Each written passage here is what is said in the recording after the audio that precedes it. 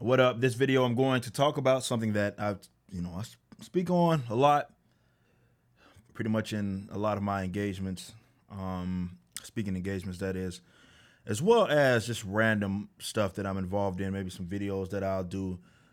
So you'll hear me sort of echoing or sound like I'm echoing some sentiments that I've already had.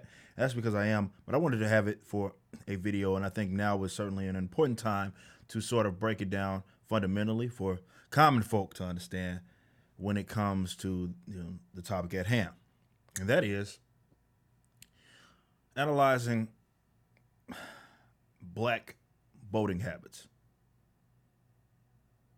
Now, some of the things that I'm going to mention isn't exclusive to black people by any means. You can apply this to other demographics for sure. But the approach that I'm going to have is sort of unique to black folks when you consider their voting habits. So while there are elements that can apply elsewhere, some is a little more unique, which is why I'm sort of singling them out right here.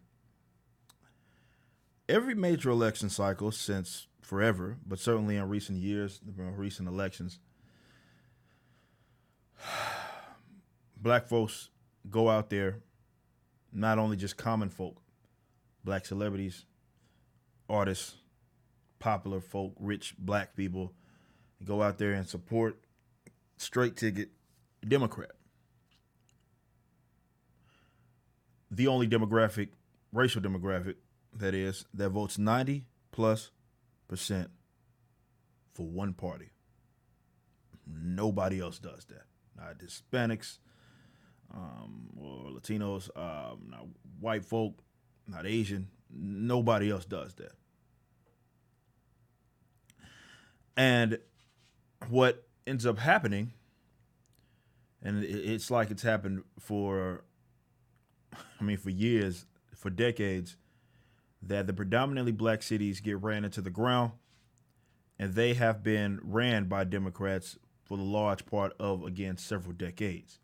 When you consider certainly state and local politics, more so local, and by that you can take something like Baltimore as an example, where everybody was up in arms with the Freddie Gray thing, and you had like black Democratic mayor, Democratic police chief, if I wasn't mistaken. City council was full of black Democrats. Representatives, obviously, out of that area are Democrats. So it's like you have these people running your cities, and they're running them into the ground for the most part. Yet every major election cycle, black folks get out there and they support them blindly, just as long as they are yelling squirrel, which is, hey, the other side doesn't like you. Here we are. And what this has created is just, again, blind allegiance.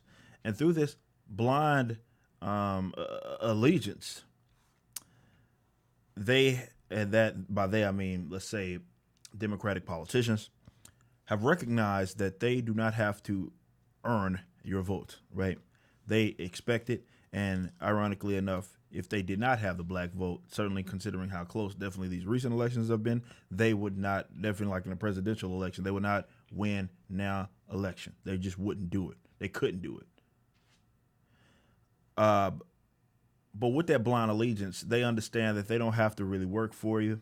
They can just pay lip service to things that you think will help you. Now, I'm going to get into that, while that's another problem in itself in a little bit.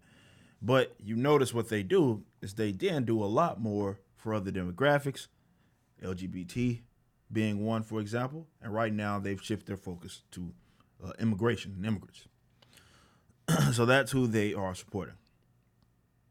So with that being said, or more so not necessarily what they're supporting, they are doing more, you know what I mean, and being way more aggressive in their efforts to try to have some sort of resolution for those sort of demographics, while black folks, though they put them in office, are being left assed out, right?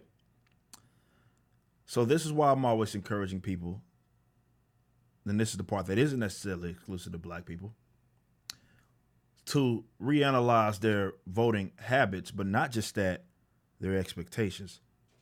Politicians, certainly nowadays, social media, rise of social media, it's very easy to signal, right? I'm gonna give you this, I'm gonna give you that, I'm gonna promise you this, I'm gonna promise you that, half of which, the vast majority of which actually, there's nothing that they can do in that regards, or they're just straight up lying, right? They're bribing you with other people's money. We'll give you this, we'll give you that. Again, it's not the money, tax it. I'm gonna steal it from you, right? And the issue is with the expectation. And this is where I differ from a lot of people that may say similar things to me. Because they want, and they'll use that just as a means to say, go support Republicans, go support the mainstream conservatives. That is not what I'm even asking, or more so, yeah, that's not what I'm asking you to do, right? Hell no. To just go support Republicans.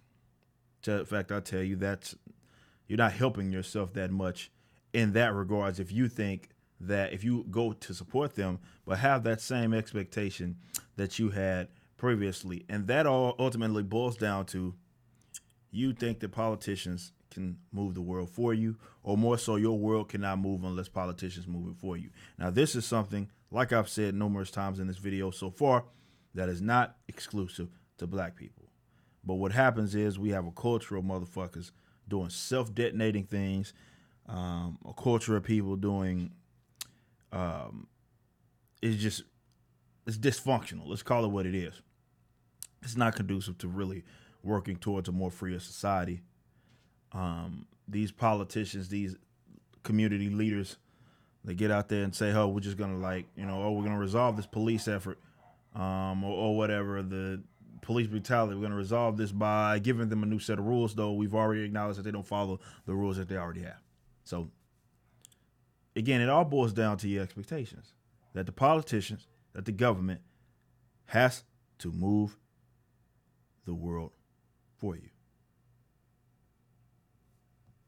If that's not going to happen, and you would think if anybody would understand, if any demographic would understand that, because they love playing back to, more historical events, it would be black folks, right? They would be the main ones that understand that if the government's involved, it's turning to shit, and a lot of people are going to get fucked over.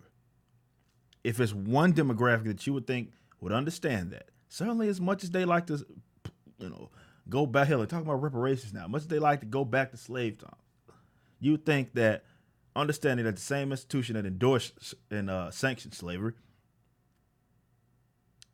or more so legitimized it.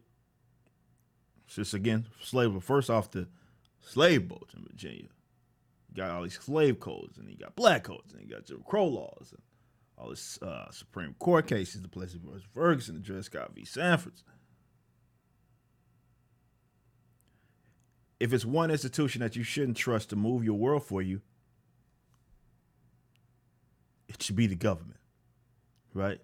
You should be looking at this and say, stay the fuck out of this situation.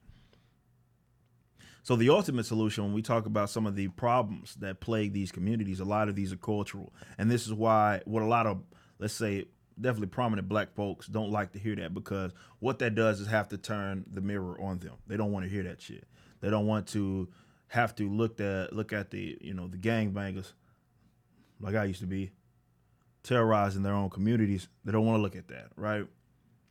They don't want to look at the babies being born out of wedlock, fatherless homes. They don't want to look at that, right? And that's what a government agent is not going to be able to help you with. You can rid the world of them. We know that the rotten drug law, for example, that has, let's say, again, is diametrically opposed to freedom. We understand that, and we know disproportionately it has affected black people.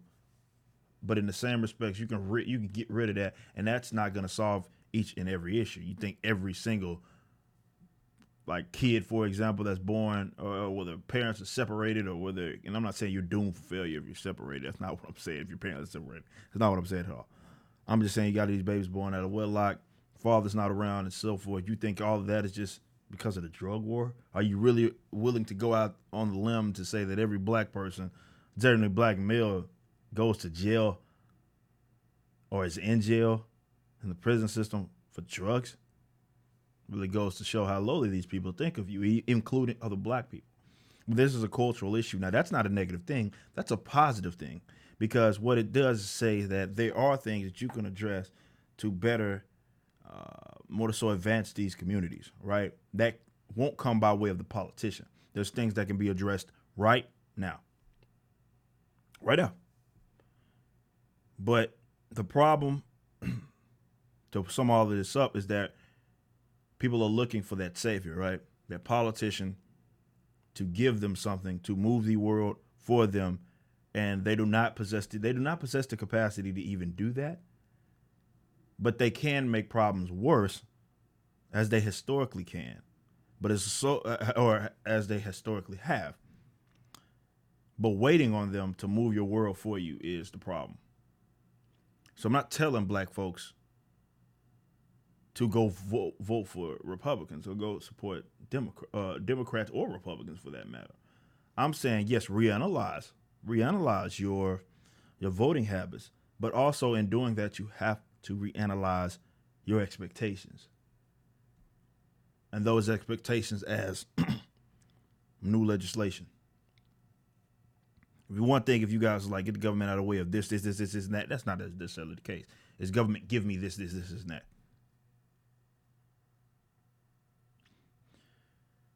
Or give them new rules to follow. And as they keep the same power that they have, and this is why it's a fool's dream, man, to think that the problem here is that you guys don't have the right people in office, which is what they always seem to say, right? We don't have the right people in office. We just got to get our guys. We got to get guys with the R's next to the name, the D's next to the name, and then the problem will be solved. And that's not what it is, right? A lot of these things come from the expectations. And once you got that, that expectation is that you're not there to, help somebody, right? Get the fuck out of the way. Then you can start putting forward that action, right? More individuals are incentivized to create alternatives within their communities, to clean up their communities, as opposed to waiting for government officials or politicians, which tends to be what happens right now, which is why people put so much stake in the upcoming elections. Because they're like, well, they're going to utilize that power to help this particular demographic. And that's just not the case, man. It's not the case. So, again, black folks, I genuinely believe that they should reanalyze not only just their voting habits and just, you guys are going straight to get Democrat, but also the expectations that you have for these politicians. Because that's where the problem actually lies.